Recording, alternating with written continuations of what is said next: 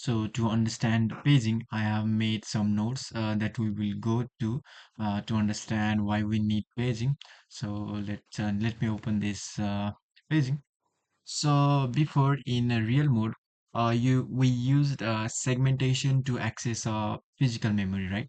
That means we will use the segment register to find the base and use the offset find a physical address. And in a protected mode, we used global descriptor table to uh, get the base, and there also we had some level of protection over there because the CPU used to check like if this the privilege level of the memory segments and everything, like the limits if it is present or executable. So uh, it added a new layer of protection. But in long mode, we want paging.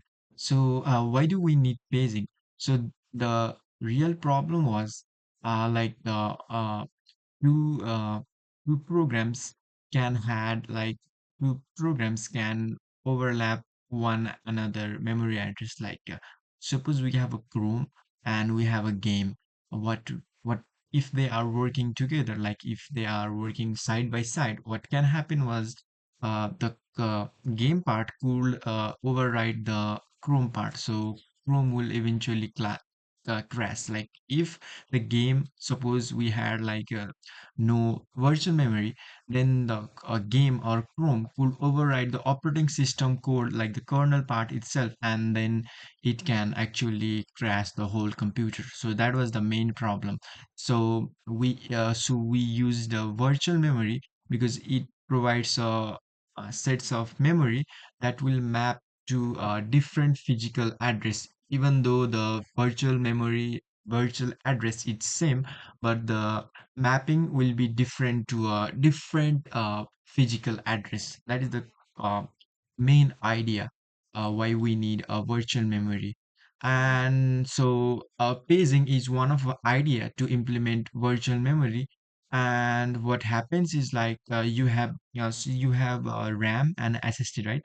RAM is used for your primary memory to store your program and run the program from there, and it is volatile, and SSD is non volatile. So program is loaded from the SSD to RAM and ran directly from the RAM. So what we do is we divide the SSD, that is secondary memory, into chunks called pages, and we divide the RAM into chunks called frames, and each chunk is 4 kilobyte. So uh, they are equal. So suppose page 0 can be stored in page 1 or any of the frames. 0 page can be stored in any of the frames. So then we will have a mapping like the page 0 is stored in frame 1, page 1 is stored in frame 2, page 2 is stored in frame 0. So with just by looking at this like data structure, we can tell that okay, so I want to execute this page, but so this is located in this frame. Okay, so for this idea, so we need to generate a virtual address, and virtual address is nothing but page number plus the offset within the page. So the offset within the page will be equals to the offset within the frames, because page and frames are equal. But we need some kind of idea to map the page number to the frame. Okay, so one like simple approach will be make a data structure that says like uh, the page 0 is located in frame 1, page 1 is located in frame 2, but yeah, the each entry should be 8 byte, because it has a lot of information and it should be at least 8 byte to encode that information. So this the data structure after that will look like this is for one entry. This one entry will map one page to one frame, and if we see that in a huge chunk, then what this data structure will look like this, like the first address is 8 byte wide and then 8 byte wide, and it continues like that. So here will be a bits that tells us that this particular page maps to these frames. Okay. So now the problem with this is that we will have a huge page just for like a small memory, because suppose we are dealing with 64-bit and assuming that we generate 64-bit address, but in normally in long mode we have 48 addresses, like 48 different bit to generate address. But I am assuming that if we have 64-bit to generate virtual address, then we will have like this 17, I don't even know how big, like this is in GB, you can count up to this, and each page is like 4 KB, right? So if we divide this number by this, then we will get the number of entries that we need. Okay, so this is the number of entries that we will need, and each entry is 8 byte long. So if we multiply this by 8, this will be very very big. So for a small program like your calculator, it will like take a like lot of space. So that is the problem. So to solve that, the engineers created a multi-level paging. So uh, the function that this multi-level paging does is the same. This maps pages from the frames, but the main idea behind this is that we have different level of page tables, and the tables are only generated if we need the address. So this removes the hectic thing of making use address even though the address is not required by the program. So that is the thing. So we have basically 4 level of paging, but if you read some articles, I have studied that now some of the operating system are using like up to 6 level of paging. So the page table is smaller, um, but the thing is, we are going to study 4 level of paging in today's video. So the first level is PMPL and PDPT and PD and PT. I don't know, these names are too much hard for me, so I will just call it like this is level 1, this is level 2, level 3, and level 4. It should be MP4. I think I have made a mistake over here. So how does that looks like? So we have a first level that is PMPL, and it has 512 entries, and each points to a PDPT, and each PDPT is also 512 entries. And so here we have only one table, and here we have like 512 table. We have 512 to the power of 2 table, and as we level increase the level, it increases exponentially. But the difference is that this doesn't work like this, because uh, we won't need this, like this first table and this second table and every table, because we don't need that address space. So unnecessary tables that is not required by the program is not generated. That's why it is so efficient. So let me tell you each entry in the page table looks like. So we have 64-bit, that is 8 byte, and I'm not going to go over all the bits, but we are going to go on some of the important bits. The bit 0 is present bit. If it is present, it will be 1, and if it is absent, it will be 0. And the bit 1 is for the read or write. So if it is 0, it is only read only, and if it is 1, it is read only plus write only.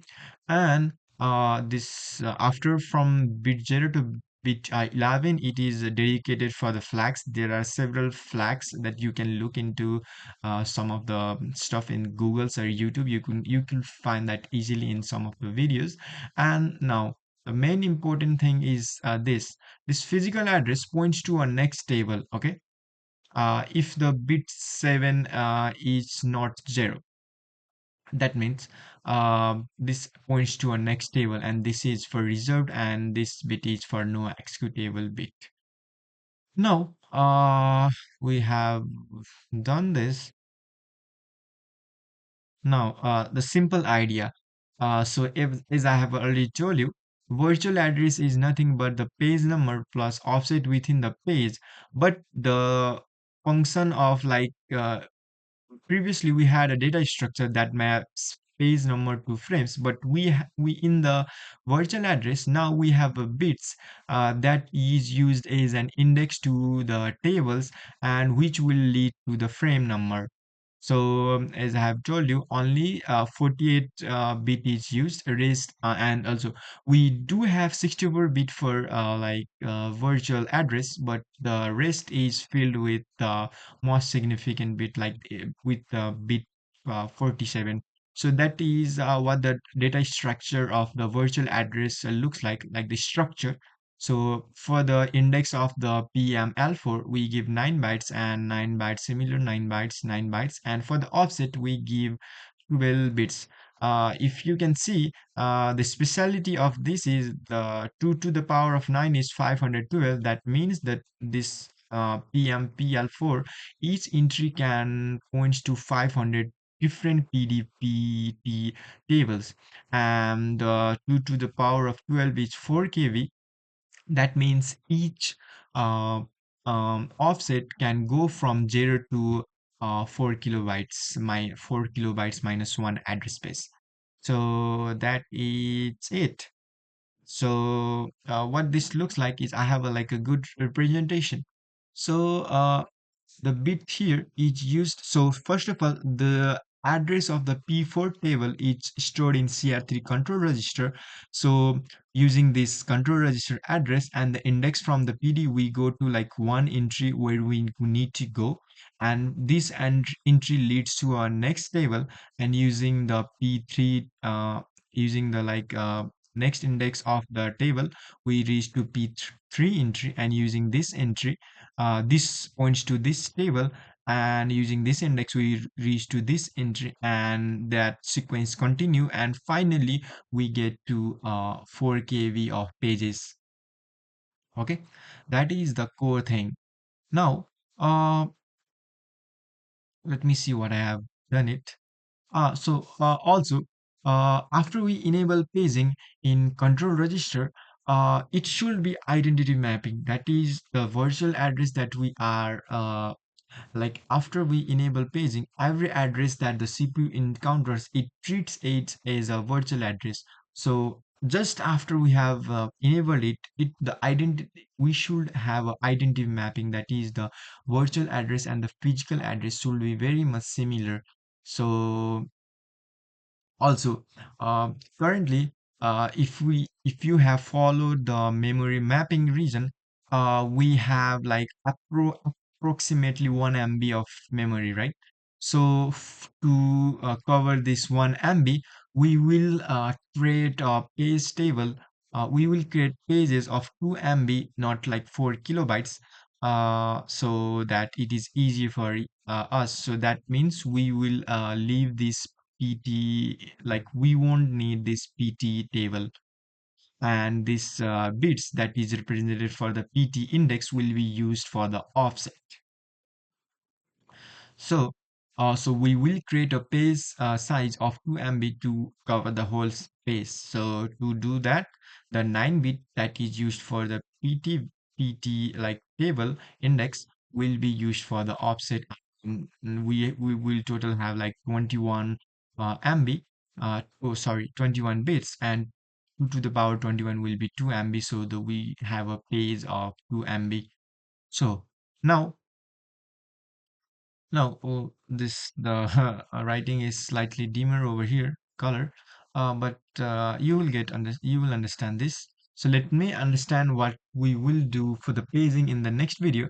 So as I have told you, uh, we have already stored the address of the PML4 in the CR3 control register, that is 1 and 000.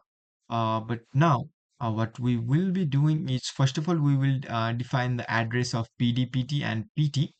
Okay, just like we use the EQ thing, we're using the in the first section of the bootloader, and then we will make the first entry of the PML4 points to PDPT, and this entry will points to PT. So for this, let me explain the thing.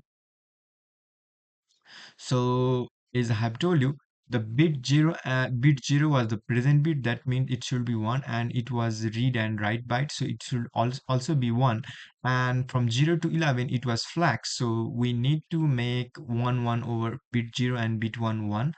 But uh, the first entry in the PML4 should points to PDPT, like it the address over here should points to 0x2000, right?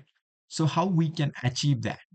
So to achieve that, what CPU does, it shifts the physical address bit by 3 bytes to the left, so that we can have 3 zeros on the right. So, to achieve this, what we can do is we get the address of the PDPT, and we already know that, and do a OR with 0 with 3. So, doing OR will make this 0010, and this represents the address, right?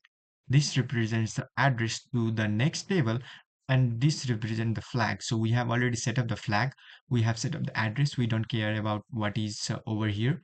And the CPU, while finding the address to the next table, shift the bytes 3 units left. So 3 units, yeah, 3 units left. So what this does is the following address, like 0010, will look like this. So in hexadecimal, this binary form will look like 0x2000. So I think you guys are understanding what I'm saying. So in code, what this will look like is move to the first entry of the PDPD address at the 0x1000 address, the OR of the 2003. And we are so one thing what we will do is we will also make every entry 0. So the with this single instruction, only the lower 32 bit of the instruction will be defined, but the lower upper 32 bit should also be 0. But we will use a special instruction before doing this, so we can make all the entry 0. So that is the plan, and this is same for the PDPT address. And for the PD address, the bit 7 tells that this table directly maps to a 2 MB of pages instead of a PT table. So we need to enable this flag, and similar, everything is similar. Um, So that is the plan. So now let's start the coding. Now we will write a page table. So let me create a label called setup paging first. And in the above, we will define this page table address. So PML4 starts at 1000. What we will do is we will create this again. So I'm gonna comment this out, and for here it is PDPT, and we have page directory over here, and this will start at 3 and this will start at 2. Now that we have defined it, now we are actually going to write the function. So first of all, we whatever tables that we have, like the 3 tables, we will fill up that with the uh, we will fill that with zeros. You will see why we want to fill that with 0, because the we will be writing into the lower 32 bit of the in base table entry, and we want upper 32 bit to have 0. That's the reason that we want to fill all the mm, entries with 0 first, and afterward we will write to lower 32 uh, bits, and then it will be resolved. So for that we will be using instruction called sto store string word oh sorry store string double word. Double word means 32 bits. Word is only mm, so byte is 8, word is 16, and double word is 32. So that being said, we will use this instruction, and in this instruction we will also use the repeat over here. So how many times, so it this will repeat how this will repeat multiple times, and the times that it will be multiplied will be defined in EAX register. So first of all, what I'm gonna do is move EDX to contain the value of PML4 register, and afterward so how many word that we want to fill, double word that we want to fill is the question.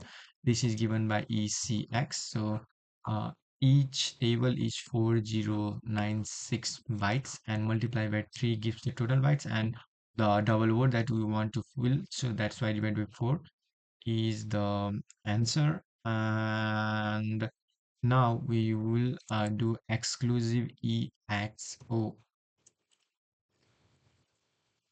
XOR with EAX to make EAX the value as the value 0. And now we will use repeat stosd. Now with this instruction, all the three page tables that we have built, each entry will be filled up with 0. Now, after that, our task is to fill the first entry of the PM PML4 with an entry that points to PDPT, and then that PDPT entry points to the uh, PD entry, and then the PD entry will point to a 2 MB of pages.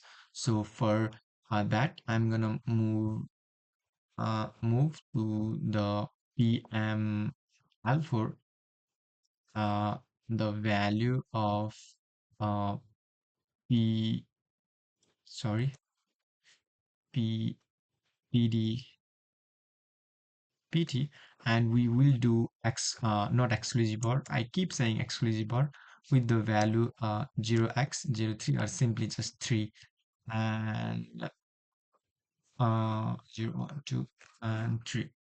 Now with that, also we are moving the double word, so I'm going to use double word over here. And with that being said, now as you saw, this is what I am exactly doing. I am first doing exclusive, or doing OR, and then placing it in the first entry of the PML4 table. So I hope you guys are getting it. And now we are going to do the same, but with the PDPT. Okay, and it should be, here will be page directory, and at the last here it will be different. It will be not the PD, it will be only 0x83, because we want bit 7 to have value 1, which indicates that now the PD will map to a 2 MB of page. So here we will have PD, uh, EDA, DDR. Now, finally, this is a function, so we need to return after this. So I'm going to use return. First of all, what we will do is we will set up the CR4 register over here, and then uh, uh, this is for, I think this is for PAE, and then we will set up page table and then fill the address of the PML4 in CR3, and then you control use the EFER register, and then load the 64 is descriptor table that we have already built, and then afterward we will enable bit, and then finally we will jump to long mode. So I think everything looks fine. So after that we will eventually jump to long mode. So let me do this classic thing that we used to do, move EAX to value, have the value of 0 0. It doesn't matter, but if I'm still doing it, so data segment to have the value of 0, uh, and extra segment have the value of 0, also stack segment to have the value of 0. We have already set up the stack in the protected mode, so I'm not gonna move that for now. So now we are finally in long mode. In the next video we are going to write the kernel. So it will be a simple kernel, and we will find a way to set up cross compiler so that we can write our kernel in C, because as you can see, a small instruction in C can be used like 30 or 40 lines in assembly. So we want to make that process easy. So we want to use C. So that's why we will see how loader and how we can write a linker and set up cross compiler so that we can write kernel in C. So thank you for watching. Have a nice day or a nice night. Have a good day or a good night, and I will see you guys in the next video. Thank you.